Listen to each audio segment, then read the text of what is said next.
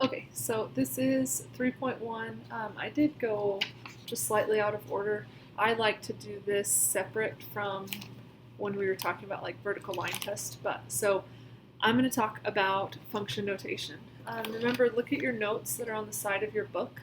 So function notation is a way of representing functions algebraically. The function notation, and then f(x), f parentheses x, is read as f of x and indicates that x is the independent variable.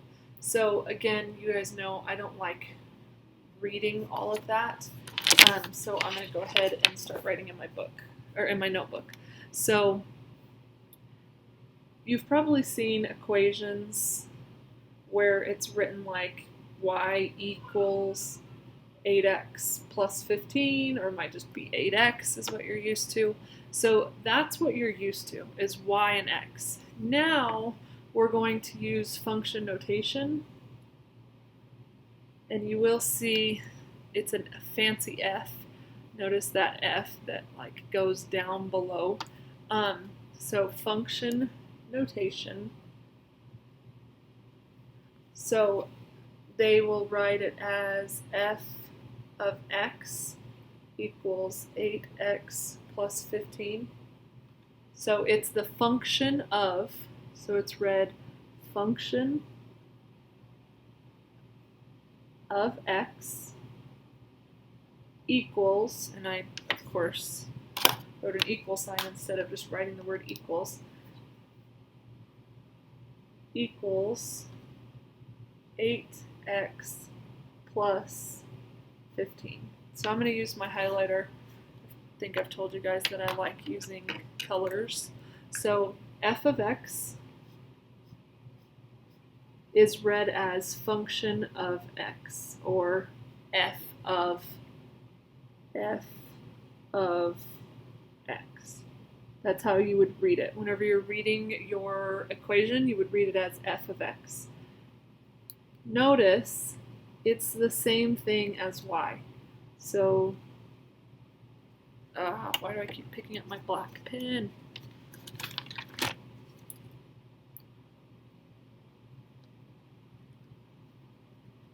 So, same as y. Which is weird because it has the letter x, but it's just saying it's the function of whatever. So if you were talking about, in just a second we're going to talk about shirts. So if I'm talking about the number of shirts, it's the function of number of shirts. It's the cost for the number of shirts. Okay, and we'll see that in just a second. Okay, to write a coordinate, before I go back to the next question in the book, to write a coordinate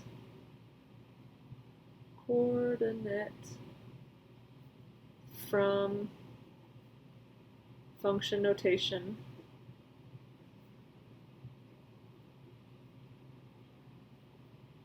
if I had, let's say I had f of 2 equals 10, the x, notice x is here, so this is actually our x. So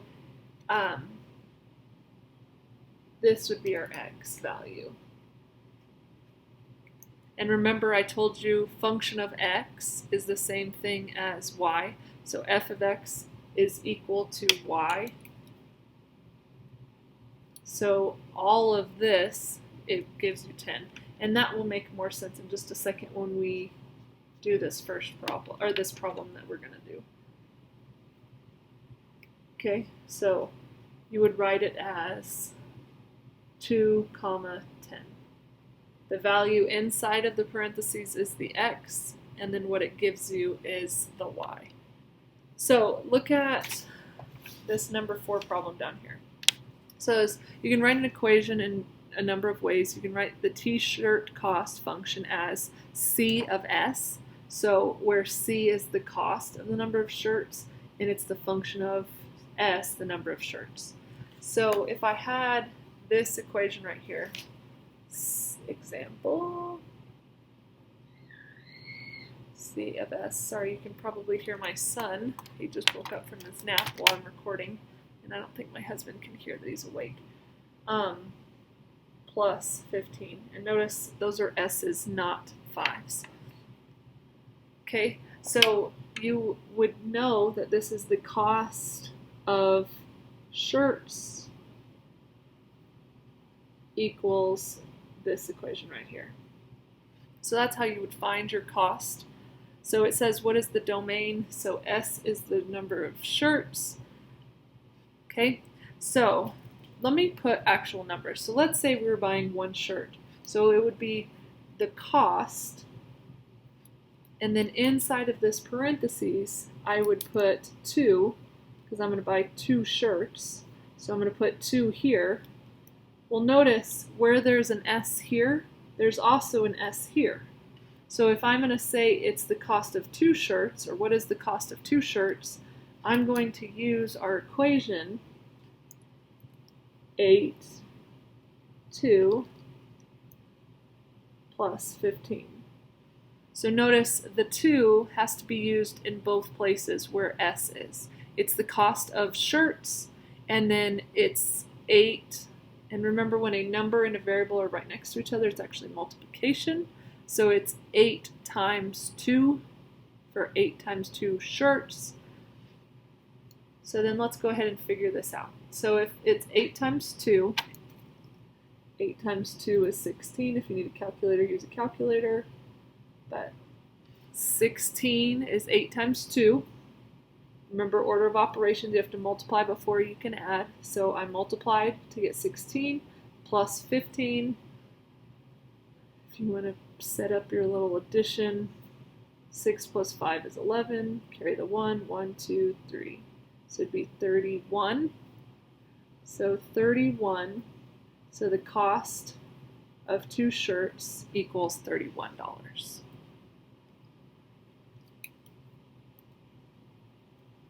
Okay, that's not actually in there, but I like to show that at the same time, just so that you're kind of understanding.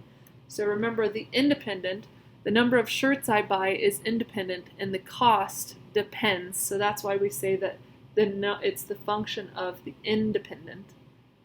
So that is the independent, or the X value. Okay, so let's do one more example, because this is going to kind of be what, like, the assignment I'm going to have you do is. So negative 6x plus 3.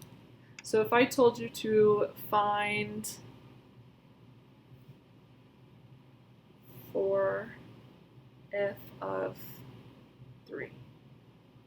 So if I said find f of x equals negative 6x plus 3 for f of 3, notice the only thing that changed here is instead of having x and x, I now have 3. So in my equation, rather than writing, and I'm trying to find my green pen, oh, there it is. So rather than writing f of x, I'm going to write the number that it told me. So I'm going to put f of 3. Oh man, I hope that's dark enough.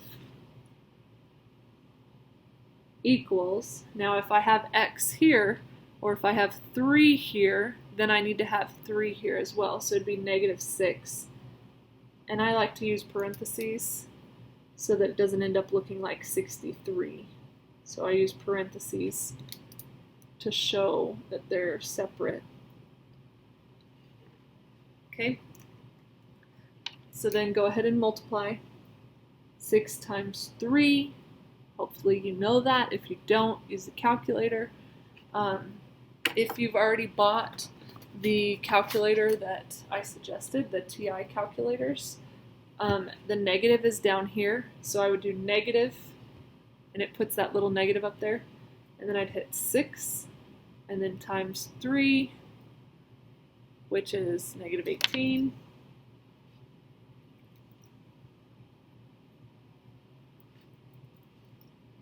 Plus 3. When you're adding on these calculators, you do negative 18 plus 3, and you get negative 15. So f of 3. So when you use 3 as your x, you get negative 15 as your answer. So the answer would actually just be negative 15. Notice we weren't talking about shirts anymore. This was just an example I made up. So that's why it's not negative $15 to buy a shirt.